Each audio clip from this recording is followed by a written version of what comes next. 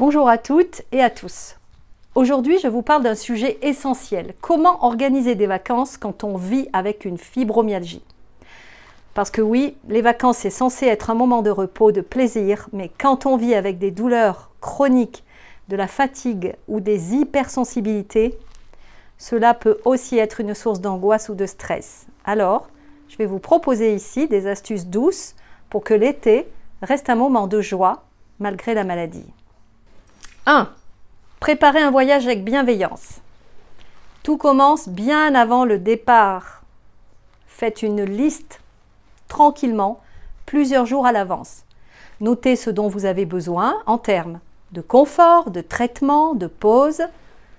Prévoyez large, ne surchargez pas les journées. Une activité par jour, c'est parfois déjà beaucoup.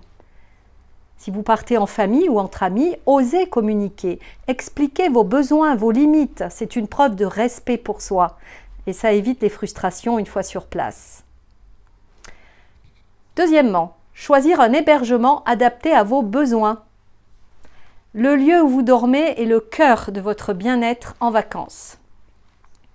Alors voici quelques critères à garder en tête. Calme et peu bruyant. Évitez les zones festives si vous êtes sensible au bruit. Une bonne literie. Appelez l'hébergement pour poser la question. N'hésitez pas à demander un surmatelas ou à prendre un coussin que vous aimez, par exemple. L'accès facile. Évitez les escaliers si vous êtes sensible à la fatigue musculaire ou articulaire. La climatisation ou bonne aération. Surtout si vous partez en période de forte chaleur.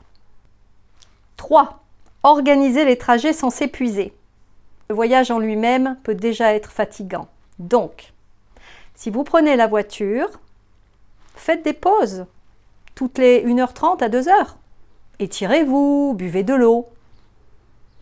Si vous prenez le train ou l'avion, choisissez un horaire qui respecte vos rythmes et si possible, optez pour des trajets directs.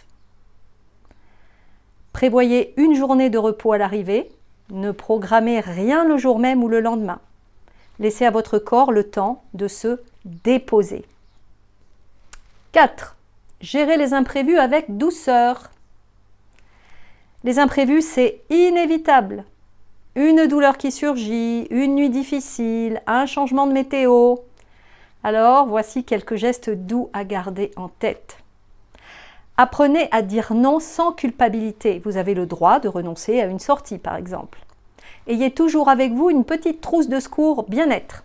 Huile essentielle, poche chaude ou froide, brumisateur, bouchon d'oreille, tisane calmante, médicaments bien sûr. Et surtout, rassurez votre mental. Ce n'est pas parce qu'un moment est difficile que tout le séjour est perdu. Offrez-vous le droit de ralentir. 5. Quelques idées d'activités douces à savourer. Des balades à l'ombre tôt le matin ou en fin de journée. Lecture, écriture, dessin en extérieur, baignade douce si votre corps le permet. Moments de silence, de contemplation, de gratitude. Et surtout, ne rien faire sans culpabiliser. En résumé, des vacances fibromyalgie friendly, c'est possible. Ce n'est pas forcément faire moins, c'est faire autrement, en vous écoutant, en respectant votre rythme. Vous offrez à votre corps ce qu'il demande et à votre cœur l'espace pour se ressourcer. N'hésitez pas à me dire en commentaire ce que vous avez mis en place pour voyager plus sereinement avec la fibromyalgie. Et si vous avez aimé cette vidéo, vous pouvez la liker, vous abonner et la partager autour de vous.